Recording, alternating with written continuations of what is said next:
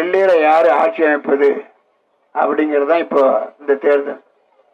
இந்த தேர்தலில் தமிழ்நாட்டிலிருந்து நீங்க ஒருத்தரையே கூட அனுப்பா போயிட்டா கூட மோடி ஆட்சி அமைச்சிருவார். வடநாடுகள்லயே அவருக்கு தேவைக்கு மேல எம்பி வந்துடுறாங்க. இருந்தாலும் நம்ம பாராளுமன்றத்தில் தமிழ்நாட்டு எம்பிக்கள் போய் அவர்களோடு சேர்ந்து கலந்து பேசி நமக்கு மீண்டும் நல்ல திட்டங்களை கொண்டு வர வேண்டும். அதற்கு நீங்க பாராளுமன்றத்திற்கு நீங்கள் நல்லவர்களை தேர்ந்தெடுக்க வேண்டும், திறமையானவர்களை தேர்ந்தெடுக்க வேண்டும். அந்த வகையில் இன்றைக்கு 2024 வருகிற போது நீங்கள் என்னை சரியானவராக தேர்ந்தெடுத்தால், நம்பினால், தேர்ந்தெடுத்தால் நிச்சயமாக மோடியினுடைய கையை வலுப்படுத்துவதோடு மோடி எனக்கு உள்ளபடியே நண்பர் என்றும் சொல்லலாம், நல்ல நட்பு என்றும் சொல்லலாம். அந்த வகையில் நான் சொன்னால் கேட்பார். அந்த வகையில் உங்களுக்கு பல திட்டங்களை தமிழ்நாட்டுக்கு கொண்டு வருவேன். குறிப்பாக பெரம்பலூர் தொகுதிக்கு நிறைய கொண்டு வர வாய்ப்பு இருக்கிறது. ஸோ அதை நீங்கள் பயன்படுத்தி கொள்ள வேண்டும். இப்போ என்னை யாரோ எதிர்த்து நிற்கிற ஒரு தம்பி யாருன்னு தெரியும்.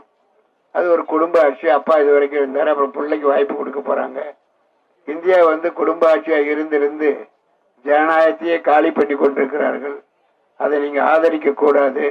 ஏன்னா இங்கே இருக்கிற ஒவ்வொருத்தரும் தகுதியானவர்கள். நாளைக்கு எந்த போட்டிக்கும் போட்டியிட தகுதியானவர்கள். உங்கள் குடும்பங்களோ, பிள்ளைகளோ, ஆண்களோ, சகோதரர்களோ, கணவர்களோ, பிள்ளை சகோதரனோ போட்டியிட தகுதி உள்ளவர்கள். அது ஒரே குடும்பத்தில் திரும்ப திரும்ப வந்துக்கிட்டு இருந்தாங்கன்னாக்கா ஜனநாயகம் ஆகாது. அதனால அதே கட்சியில் கூட இருப்பீங்க. காலம்பூரா அவங்க வீட்டுக்காரர் இருப்பாங்க, அல்லது அண்ணன் தம்பிங்க இருப்பாங்க, அப்போ உங்கள் பிள்ளைகள் இருப்பாங்க. அவனுக்கெல்லாம் அவங்கள வாழ்க வாழ்கன்னு சொல்றதுக்காக கட்சி இல்லை. உங்களுக்கு ஒரு நாளைக்கு மேலே நாளைக்கு சட்டமன்ற தேர்தலில் அல்லது எம்பி தேர்தல் போட்டியிட அந்த கட்சி வாய்ப்பு கொடுக்கணும். அது செய்யலை. இப்போ தான் பிள்ளையே நிறுத்துறாங்க. இதுதான் ஜனநாயகம் ஒழியறதுக்கு முதல் காரணம். ரெண்டாவது, அவங்கெல்லாம் இன்றைக்கு ஆளுங்கட்சி என்ன மாதிரி பண்ணியிருக்காங்கன்னு தெரியும். இன்றைக்கு ஆளுங்கட்சி திமுக ஆட்சி என்றாலே மக்கள் ஊழல் ஊழல் என்று ஊழல் லஞ்சம்னு பெருசாக பேசுகிறாங்க. அது மட்டும் இல்லை, அவங்க வீட்டு வரியை உயர்த்திட்டாங்க, கரண்ட் வரியை உயர்த்திட்டாங்க, இன்னும் பத்திரப்பதிவெல்லாம் உயர்த்திட்டாங்க.